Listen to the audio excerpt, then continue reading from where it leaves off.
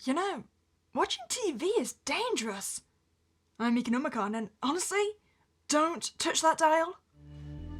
Surrounded by boxes and cobwebs, you take a sweeping look around the basement of your old family home. Your dad always wanted to get the basement furnished, but he never really got the chance. Over time, the space became more of a storage room for things. You take a moment to breathe in. The scent is familiar. Yes, you spent many years here until you moved away to find yourself. You remember how your mom and little sister were sad to see you go. They hugged you tightly, making you promise to come back to the house someday. You said you would, so they'd calm down.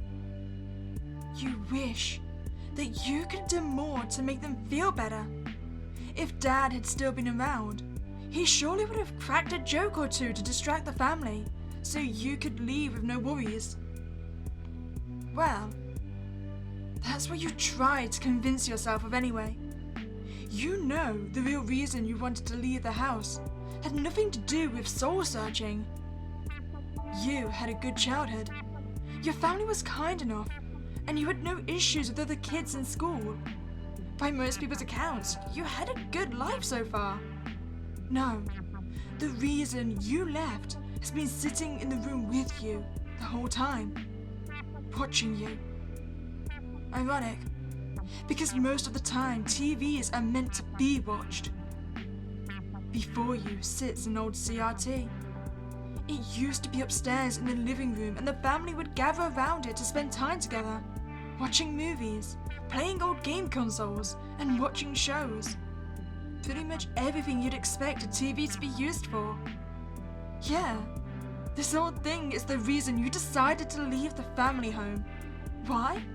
People would think you're crazy if they ever heard the reason. They could never understand though. How could they?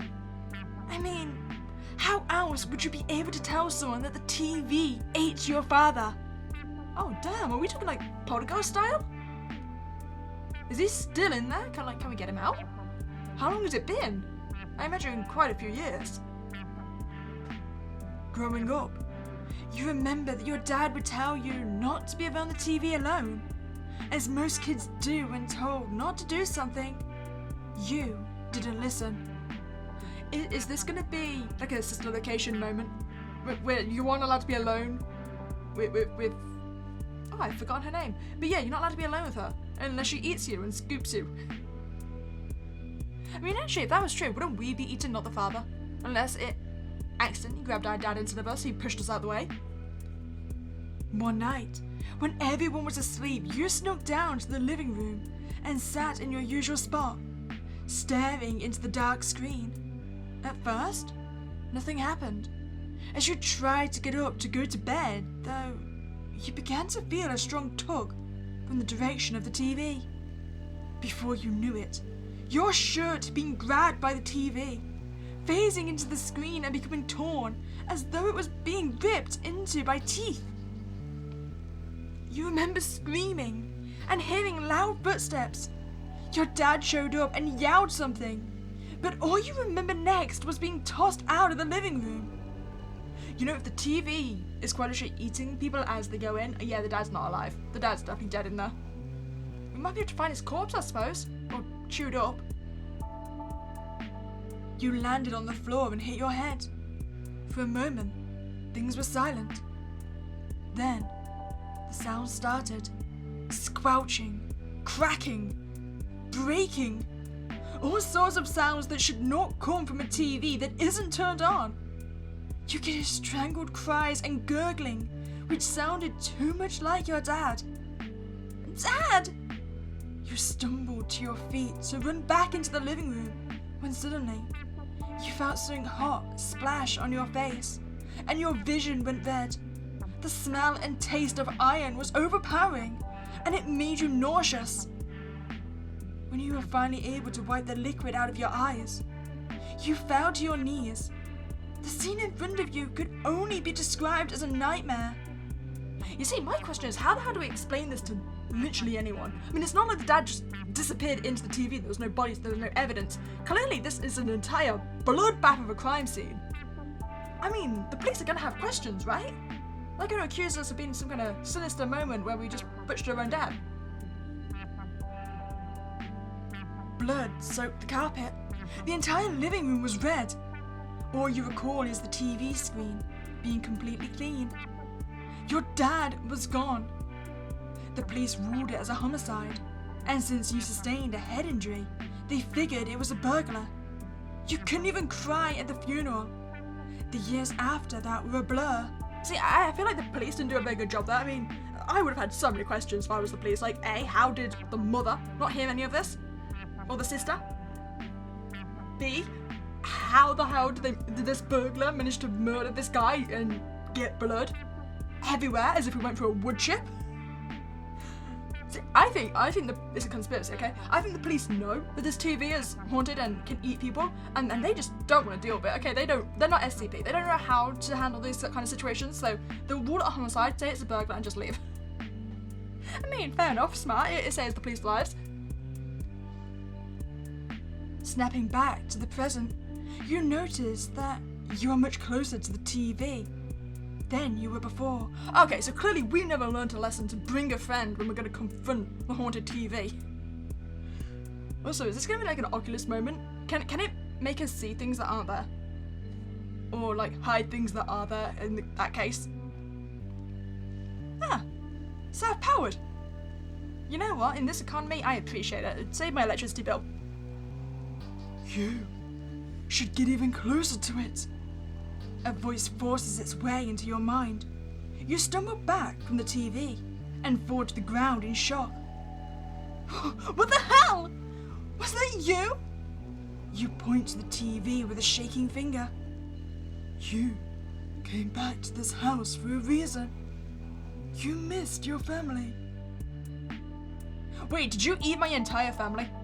I mean, we only know about the dad so far, but what happened to the mum and the sister? I mean, this TV was still in the family home. Shaking your head to try and clear the voice away, you notice that the screen turned on despite not being plugged in. You stand to your feet, angered. You're the reason they're gone! You weren't satisfied with just Dad! You had to take Mom and Sis too! What are you? Why have you been tormenting me?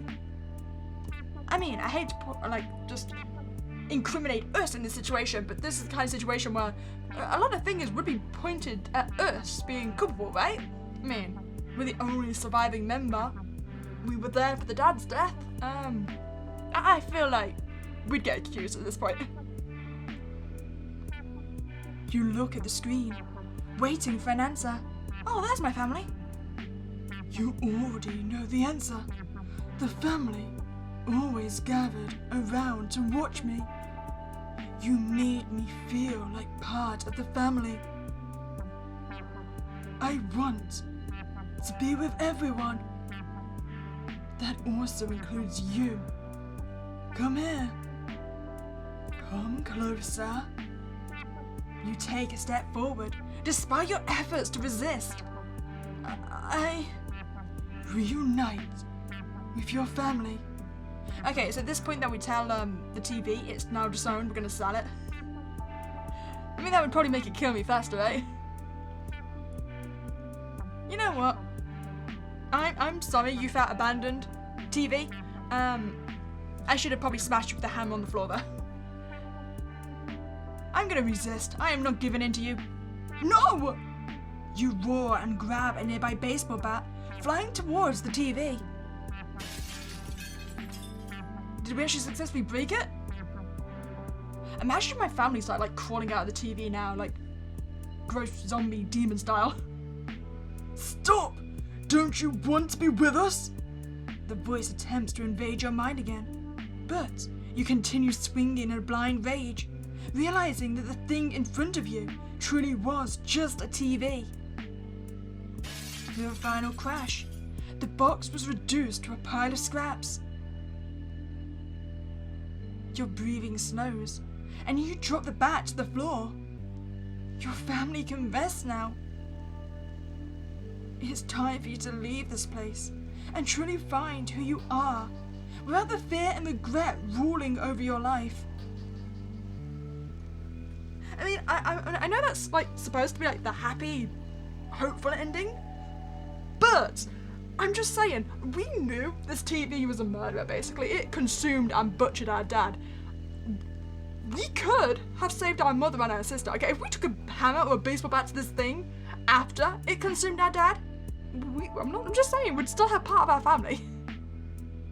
I mean, I get it, yeah, we were a tiny child at the time, so, but still, I feel like actually, no, because you're a child, you probably would smash the TV. I mean, you know that it killed your dad. I would have smashed the TV. Okay, we are going to get ourselves eaten this time. We shall join our family. I'm so tired. Your body goes slack as the TV pulls you closer, and you let it. With your eyes closed, you feel as though you can see the faces of your family. Their arms are reaching out for you, welcoming you back. Welcome home. There was a brief moment of silence. Then, suddenly, a crunch and a searing pain. Your vision goes red, and then finally black. We were consumed. So wait, is this actually going to be like a sinister moment where now the TV is going to be found by another family and the cycle is going to start over all again? I mean, the difference between this and Sinister is that I'm pretty sure Sinister's thing is indestructible, right? Like, he tries to destroy it and it just does not work and it appears again. This TV, it can be smashed, it can be destroyed. So who knows, maybe the curse really did end with this family. I mean, it's a chunky TV, okay? I don't think anyone's going to want to take it with them. Well, I hope you enjoyed your time here. If you did, please remember to like this video and subscribe to this channel. And have a spooky day and I'll catch you next time, guys.